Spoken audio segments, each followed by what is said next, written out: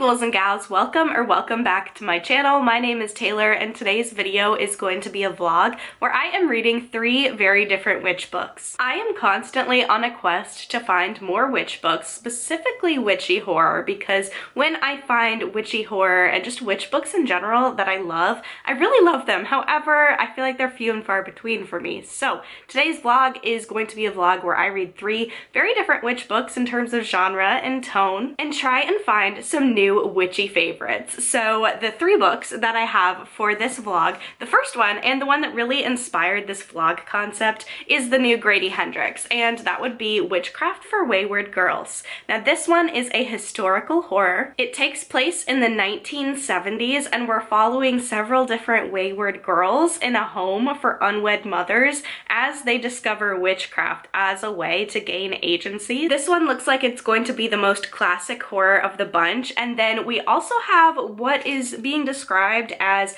a dreamy gothic but also an eerie technicolor love child of Midsummer and Rebecca. So we have The Witches of Bellinas. This one is written by Nicole Jones, and this one I don't know if the witches are going to be more like magical witches or maybe metaphor. Like, I don't know how much magic, how much horror is in this one, but this is supposed to be a dreamy California gothic about a couple that gets enmeshed within a cult. And then last but not least, we have another historical, but this one's not horror, it's actually historical fantasy, and that would be The Last Witch in Edinburgh by Marielle Thompson. And this one takes place in an alternate Edinburgh of 1824 where every woman lives in fear that she will be the next one hanged for witchcraft. So this is an alternate history, which I really love a good alternate history. I love historical fiction, and looking at my favorite witchy books, they do tend to be either historical fiction, fantasy, or horror. So I'm very interested in this one, and we're actually going to start the vlog off with this book. I obviously have the physical copy, as you can see. I also have the audiobook checked out for a tandem reading experience because this takes place in Scotland, obviously, by the title, and I think the audiobook will not only help this book come to life for me, but also help me out with some pronunciation. So let's go ahead and get started. I'm going to dive into my first book. I'll update y'all a little bit later with a reading update.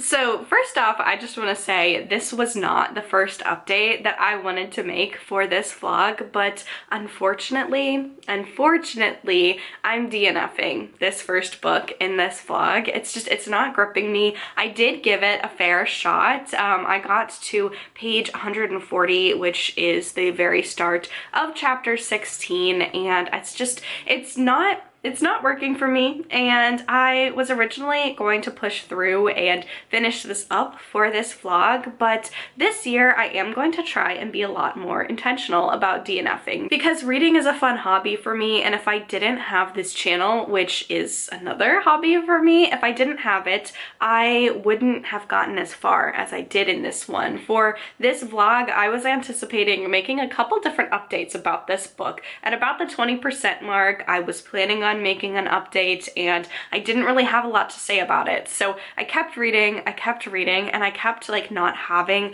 a lot to say other than the fact that I just was never looking forward to picking up this book. And for me, there are just so many books, especially this month, so many books that I want to get to, and just so little time, and reading is supposed to be very enjoyable, and I really shouldn't spend my time pushing through a book that I'm not going to love to talk about how I'm not going to love it, if that makes sense. So I am DNFing this one. I gave it a fair shot. It's okay. I don't have any problems with it. That's what makes this like a hard book to review, because there's nothing that I find bothersome, problematic, that I hate about this one, but there's also nothing that I love, and it's just, it doesn't feel, for me at least, like an enjoyable reading experience, or even if it's not like enjoyable, like the emotional beats aren't hitting me as deeply as I feel like they're supposed to be hitting for me, and just the story is not very interesting, which on the back of the book,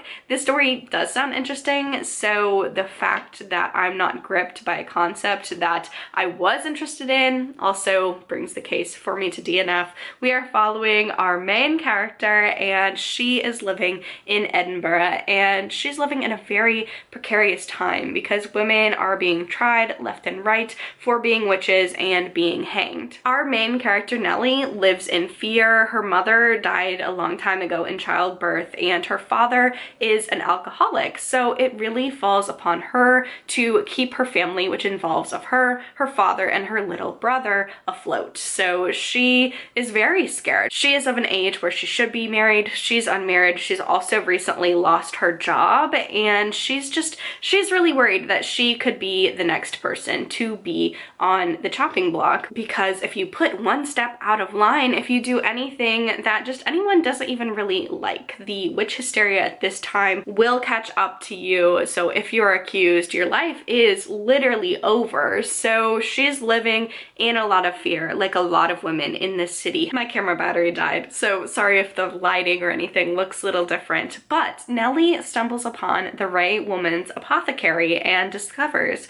that the owners are actual witches who practice magic, and she accepts a job offer at this apothecary because she needs a job to take care of her family, but she also learns about the beauty of witchcraft and the community of sisterhood and all of the things that the patriarchy is taking away from women, and also learns the true nature of the hag witch Caelag, which is a witch who was in folklore and mythology. And Nellie, among with most of the other people in Scotland, has this very, very negative opinion of her, and she learns that all of that is kind of propaganda. So there's the crux of the story, at least what I have read so far, and I'm really not loving this one. The social commentary in here I agree with, okay? And I also really, I don't mind when a book has a message or social commentary in it, but I need it to be integrated in less of a clumsy way than this one is. This one just feels straight up like the conversations that are happening about some of these things that I agree with. It's not that I don't agree with them, but the conversations that these characters have just don't feel like real conversations. They just feel like the author is interjecting and taking the reader out of the story for a minute to explain these concepts, and these are concepts that I don't need explained, quite frankly. So I enjoy what this book is trying to say. I don't love the execution, and this is not a spoiler, even though I got like 40% of the way in, and it's not even like an element of this, but it does say on the back of this one that there is a time travel element. This does not only take place in 1824, and I'm not looking forward to that, primarily because I've gotten so far into the story and it hasn't been introduced at all. I'm not actually someone who gravitates towards time travel concepts, and if it is like a character that has an extraordinary long life, like I love The Invisible Life of Addie LaRue, but I like what that one does is that we like switch back and forth between the past and the present, and this one hasn't done that. So I'm worrying that we're going to spend a lot of time in 1824, and then there's going to be a huge time jump that just will be a completely different time period. So I don't know. I'm not loving this one. It's not doing anything for me, and I do think the big reason that it took me so long to figure that out is the audiobook is wonderful. The audiobook is wonderfully narrated, and I was really enjoying listening to that more than physically reading it. So this one I would really only recommend if you're an audiobook reader, because the audiobook experience was a whole lot better than the physical reading experience, at least for me. If you like a time traveling element or a character who lives a very long life, you might like this one. Don't pick it up if you're only interested in the historical fantasy elements, because it moves away from that historical setting. And then also just Nellie as a character is so passive. I understand her fear and the reason why she has so much fear because of what is happening around her, but a lot of times like she's a very passive character. Things happen to her, not the other way around. around, and it's just a little bit frustrating to read at times with a character that is so passive and lets things happen to them, in particular because then some of the decisions that she makes, or not even that she makes, but she allows other people to drag her into, are kind of at odds and at conflict with her character, I feel, at least at this point. So this one, a little bit of a miss for me, but I am trying to be better about DNFing things when I really feel like I need to DNF. So unfortunately, not a winner for me. If you have any historical witchy books that you think I might like, let me know in the comments down below. A historical witchy book that I really loved is Everyone Knows Your Mother is a Witch by Rivka Galchen, I believe. I loved this one. This one is based on like a series of diaries that the author found about, I believe, this woman's child was writing about their mother and how she was accused of being a witch. I loved this one. So if you have a book that reads like this one, or any historical witchy books that you think I might like, let me know down below. But we are moving on to the next book in this vlog, which is going to be The Witches of Bellinas by J. Nicole Jones. This one is very short, and I have the audiobook checked out from my library as well as the physical book. I have a lot of time to read today, so don't be surprised if you see me in the same outfit giving another update, because I think I could finish this one today. Very intrigued. This is a dreamy, gothic, culty book. So hopefully this one goes better for me. I'm gonna go get to reading. I'll check back in with y'all later.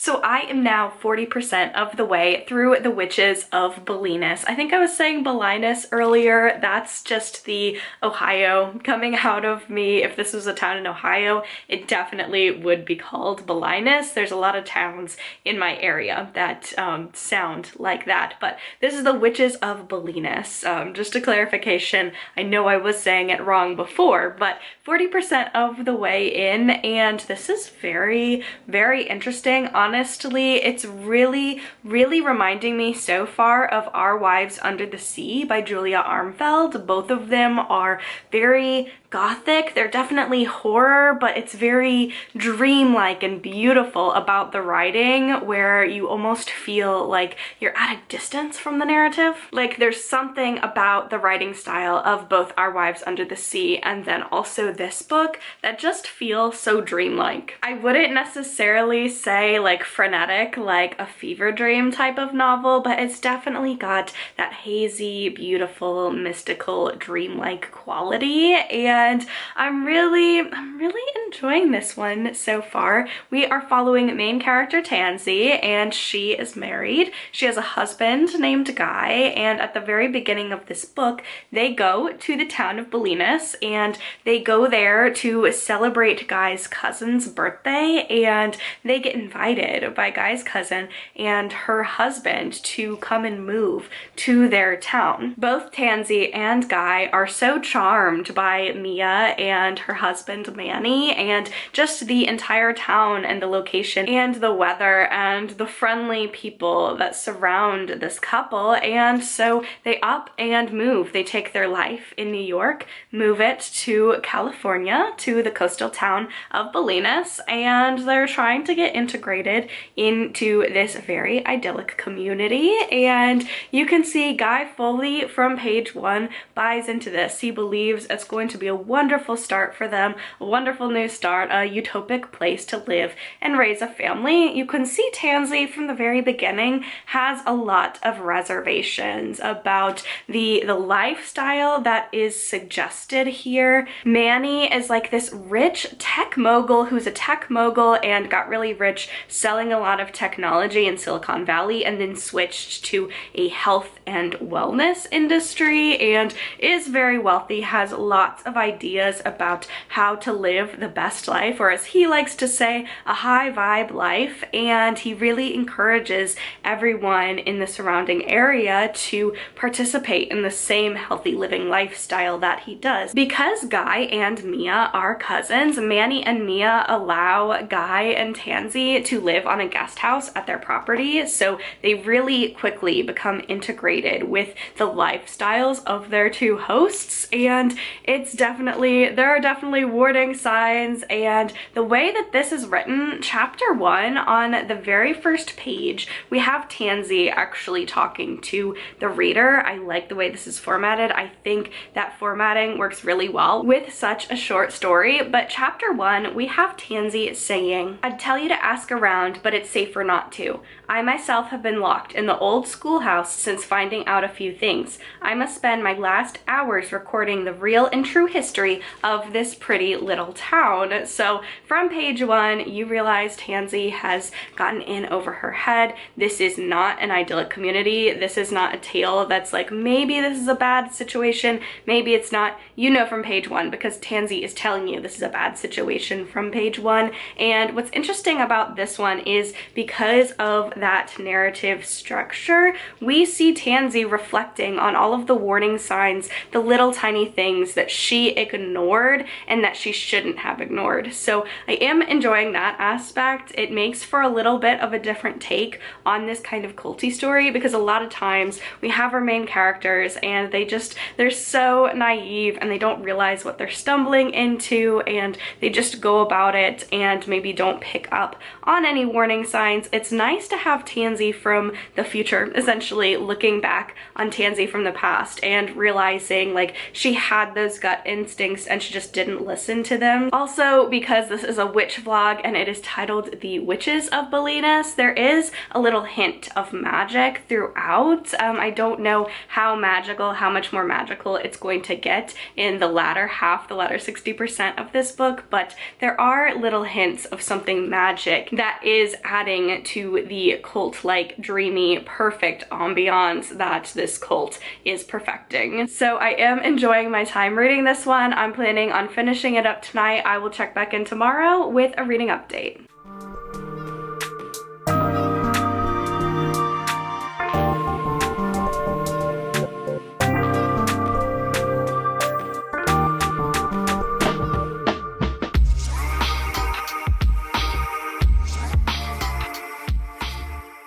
So I finished The Witches of Bellinas, and overall I did have an enjoyable time reading this one.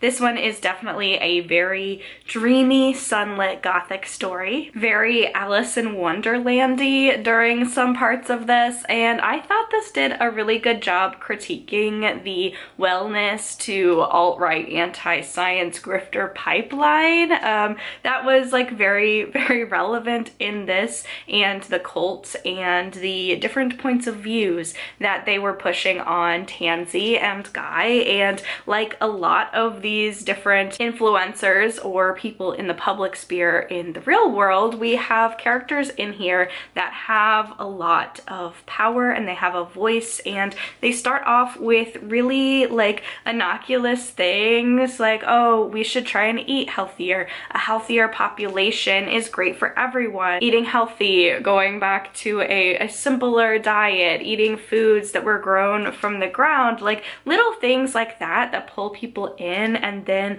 you start inching more and more down a conspiracy pipeline. So then by the end, you're following these people that had lured you in with like a very hippie wellness lifestyle, and then you're all the way in the camp of fluoride is bad. There's something in fluoride that is taking over people's minds. Birth control is poison, stuff like that. So I enjoyed the conversations in here. I wasn't expecting to have them. There was actually a quote in page 105, the end of 105 and the beginning of 106, and this is Tansy talking to the reader, and she says, "My uneasy but nonetheless silent acquiescence to the misinformation favored by the good townspeople of Bellinas made me complicit in their conspiracies disguised as high vibrational truths." So I enjoyed those discussions in this one because I just think that's such an interesting, like, especially because this is a witchy book, right? I have noticed,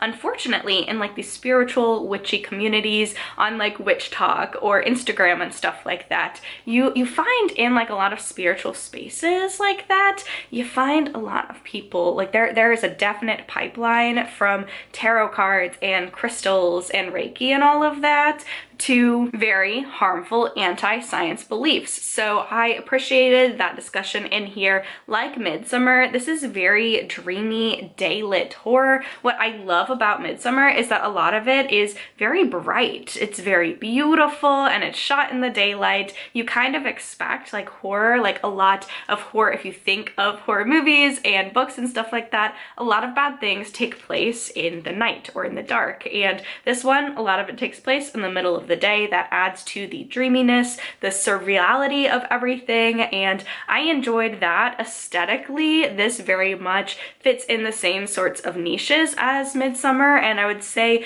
like the magical elements, the things that happen to our main protagonists, especially like the last couple of scenes of Midsummer, I would say very much align with a very folky and ritualistic type of witchcraft. So I enjoyed that. I will say this does not have the emotional payoff of Midsummer. I love Midsummer. The first 15 minutes in particular, like Florence Pugh had me just so like emotionally fraught and distraught, and it's a really, really dark and heavy movie, and emotionally you feel so worn out by the end of it. This book does not have the same emotional payoff, at least for me, that Midsummer does. So just know that going in. I don't think it's going to be as gruesome or as difficult as a read for the average reader than Midsummer would be, but if you are looking for that dreamy Technicolor Gothic horror, then I think you could really enjoy this one. So I had a fun time with this one. Definitely moving on up in the vlog in terms of books that I've enjoyed and their ratings, but we are moving on to the very last book in this vlog. This is one of my most anticipated reads of the year, and really the reason why I created this witchy vlog, Witchcraft for Wayward Girls by Grady Hendrix. So I'm going to go dive into this one. I believe this is the most horror of all three witch books. The first one was historical fantasy, and then we had like a very dreamy gothic horror, and I think this is going to be like a historical horror. Grady Hendrix is an author that's an auto-buy author for me. I really get along well with his horror fiction, so looking forward to reading this. I'm gonna go get to reading. I will check back in later with another reading update.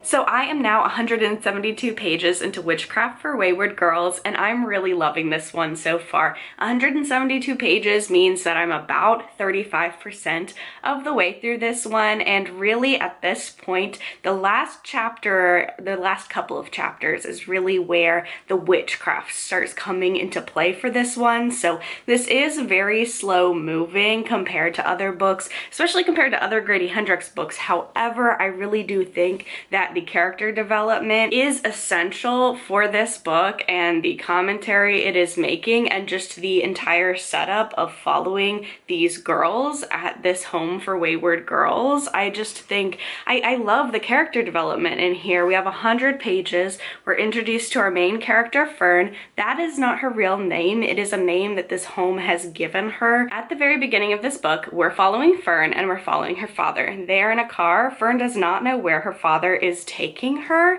She is pregnant. She's also a high schooler, and her father is driving her down to Florida. She does not know why. It soon becomes apparent as they pull up to a house for wayward girls. This is a home where young unwed mothers, their parents send them there, they have their babies, and then they can come back as if nothing happened. This takes place in the 1970s and was a very common practice in America during this time, even though Grady Hendrix says at the beginning of this book in an introduction that I do really love, and it's introduction, or why did a childless middle-aged man write this book? And he talks about how he was just out of college when an older female relative talked about the fact that she had a baby at one of these homes, and the baby was now trying to reconnect with her, and he learned the family history of that and just how common of a practice it was in the United States. It's one of those things that just gets glossed over when teaching American history history, when learning about American history, these are things that happened. It was considered to be so shameful at this point in American history to have a child out of wedlock, specifically be a teen mom, that these parents would take their children and have them hide away for the entire pregnancy, lie to everyone around it. You see throughout this book, the different young girls talk about like the excuses that their parents have, like they're all away visiting aunts or tending to ailing relatives or doing something else, but they're hidden away from society. They have to give their baby up for adoption. They come back and have to act like everything is fine, and just the trauma of that, and how this entire setup is just such a cruel situation. And so they pull up to this home. Fern realizes that her father is putting her into one of these homes, and that's where the story really kicks off. Fern meets a bunch of other girls, unwed mothers in the same situation as she is, and this whole entire situation is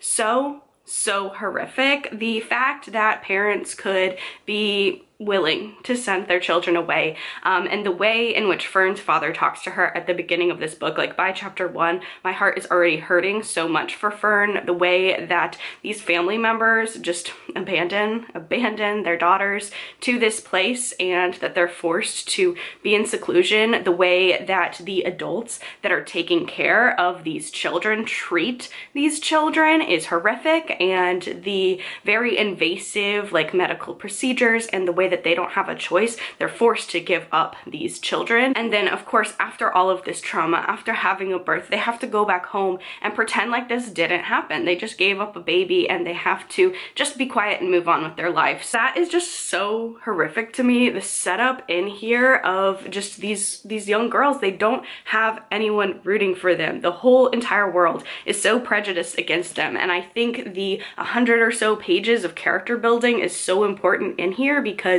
it is 2025 and we still do, as an American society, have so many biases against young unwed mothers and teen moms, and just the way that we still kind of see them as a spectacle. In general, I think we in the US need to be a lot more community minded about several different aspects of our life, but just the way we're still debating over taking away support systems from children, and I'll repeat, children who need it, are despicable. But especially in the 1970s, every single person who's talking to these girls are so cruel. It's so cruel, the way that every single thing that the girls do, they can't talk about their pasts. They have these fake names. They feel so much shame. Every single adult in their life is just shaming them constantly. And even the way in which their pregnancies are being controlled by forcing them to not eat if they've gained too much weight, or just the restriction of every single part of their life. Horrific. It's horrific. And just knowing that this isn't made up, it's something girls in history had to go through. And there are some main characters. There's obviously a lot of girls in this home, but we follow primarily 4 different characters. And the character of Holly and how she came to be pregnant is horrific. It's one of the most horrific things I've ever read. So I know that was such a big long tangent, but just my heart is breaking so much at this book just early on, and I'm really hoping that we are going to be seeing this witchcraft as a source of power for these young girls who so desperately need it. But just this book is just really bringing up a lot in me. I just really didn't expect to feel so completely and utterly gutted and heartbroken at reading this. So I am really enjoying this. I'm enjoying this book. I'll probably finish it up. I think honestly I could probably do tonight or maybe tomorrow, just because while this is a chunky book, I'm so riveted. The character work in here, and I think that's where actually I got started on that whole tangent, like the slow pacedness of this, and building up these young girls into characters, fully fleshed characters that aren't stereotyped stereotypes is just excellent. I think the storytelling of that, deciding to make that happen, was a great choice. I think fully enmeshing the reader in the horrors of their day-to-day, I think that's great to really enforce what a dire predicament and situation these young girls are in. And then continuing on throughout the rest of the book, we're going to see them discover witchcraft. It's a librarian who shows up. One of the only solaces that these young girls have is there's a bookmobile that comes once every 2 weeks, and they can check out a book. Not any book, because their caretakers really limit what they can check out, but they manage to get a book recommendation from the librarian and sneak it past their caretakers, and that's where they're going to learn this witchcraft. So I really am looking forward to see what the rest of this book has in store. So I'm gonna go get to reading that. I will check back in. I wouldn't be surprised if my next update was me finishing this book, because I'm really enjoying it so far.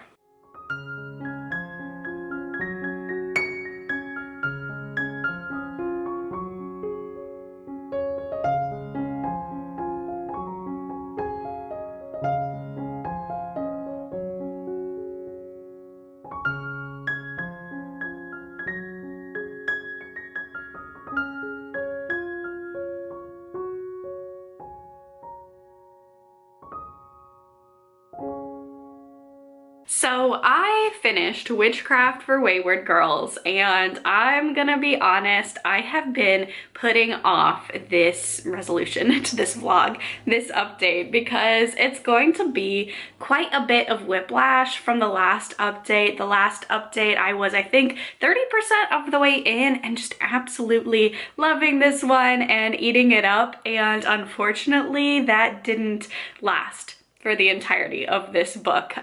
This book is very hard for me to talk about. It's a book where it's so hard for me to figure out how to talk about it. And I am really glad I did buddy read this with a friend, Birdie from Birdie's Bookshelves. Go follow her Instagram. And I was really glad that I did have someone who was buddy reading this with me and to talk about all of our complex thoughts, because I do have a lot of thoughts about this one. This is such a shock, okay? Because I didn't hate it. I didn't hate the whole thing. I didn't love the whole thing. Up until the 60% point of this one, this was my favorite Grady Hendrix book. I was absolutely loving it. I love the slow pace, the character development, the dynamics between our main characters, and I really loved it. It was bleak. The girls were in a horrible situation, but the social commentary was great, and just the pacing, I was loving it. It was a perfect historical horror. We get to the 60% mark, and there's kind of a twist, kind of a new revelation, and the plot kind of changes trajectory a little bit, and I didn't love that. So from 60 to, I would say 80%, 60 to 80%, I didn't like it at all. And it was such a strange experience reading something that was such an easy 5-star, probably going to be one of my favorite books of the year, reading it and loving, and then getting to a certain chapter and having something be revealed and just hating it. But I was like, okay, it's Grady Hendrix. I love Grady Hendrix, and I'll give it a shot. And I kept reading, and I kept just not enjoying it more and more. However, I said until the 80% point, because like by the 90% point, I didn't mind how this ended, and I liked some things that were done by the end, and I loved the epilogue and the author's note at the end. I cried at the author's note at the end. So this is such a hard book to rate and talk about because the reading experience was so uneven. I really don't get into in-depth spoilers in these reading vlogs, but just thematically, I didn't love what this did with witches. At the end of my last update, I was talking about how these girls had gotten a book from a librarian and they were going to get involved in witchcraft and use that as a way to gain agency, and that's just not what happened. That is is my biggest gripe with this one is that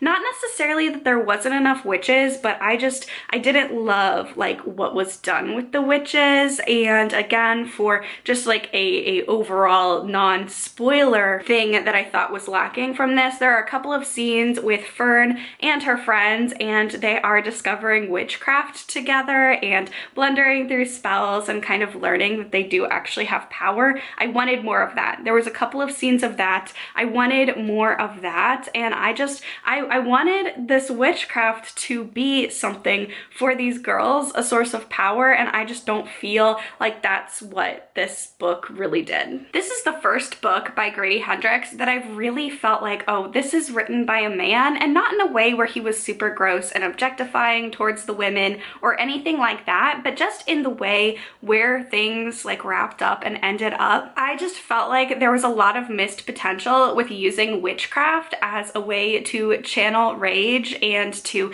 get agency, and I just feel like that was missed out upon. I don't think that this could have been a lot more unhinged. That's all I'll say without getting into spoilers, but maybe that's like a very unhealed opinion of me, but just with some of the things that happen to these girls and then the consequences or the justice or however you want to phrase it, the people that do these horrible things to these girls, I don't feel like there was a sense of justice. And with horror, you know, I love books that can be bleak at the end, but I've noticed that the bleaker, very pessimistic horror that tends to work for me, especially in the horror social commentary sphere, it has to be short. It has to be short and speedy. With a book like this, it's almost 500 pages. Just, I didn't feel like a great sense of conclusion. And I also used to work at a library in the South that is still continuously getting book challenges by people in the community.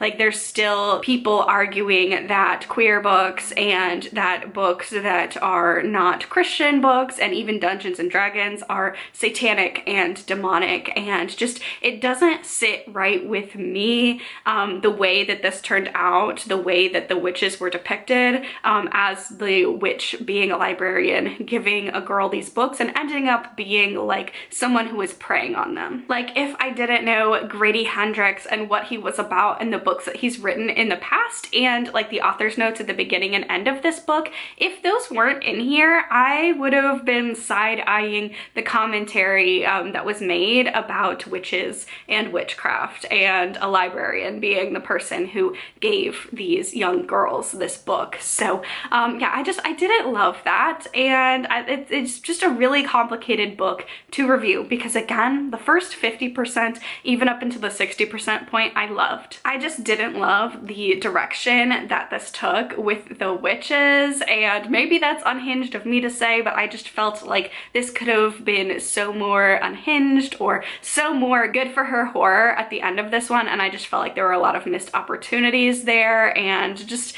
it was fine. It's not like I'm never going to pick up a Grady Hendrix book again. I'll probably pre-order the next thing that he comes out with, but this unfortunately was such a miss for me. The cover is gorgeous though, so I guess there is that, and there were a lot of things within the text that I did like that's why I said this is so hard for me to rate. It's not like I read it and was like, oh, that's a 1 star. Like, this is just, it's so hard to rate. Like, if I could individually rate chapter by chapter, that would make more sense for me, almost. But yeah, unfortunately this vlog did not go how I thought it would go. The only book, I mean, that I would probably personally widely recommend is The Witches of Bellinas, and I know Witchcraft for Wayward Girls, a lot of people are talking about it, a lot of people are loving it, so I definitely think that I have a minority opinion on it, and that is okay. So even though I would hesitate to say, like, pick it up. Oh, one more thing, if you have had any sort of medical trauma, if you've had any sort, it doesn't have to deal with pregnancy, but obviously pregnancy, childbirth,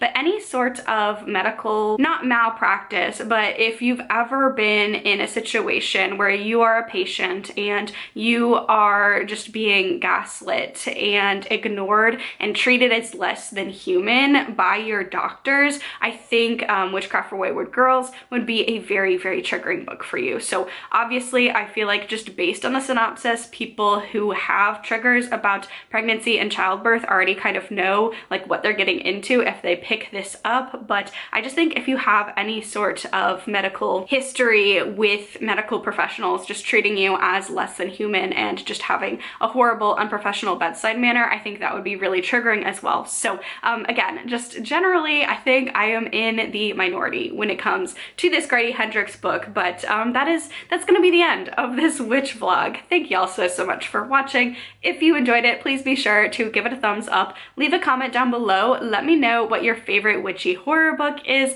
I'm always on the lookout for more. Don't forget to subscribe to my channel. Stay safe, stay spooky, and I will see y'all in the next video. Bye!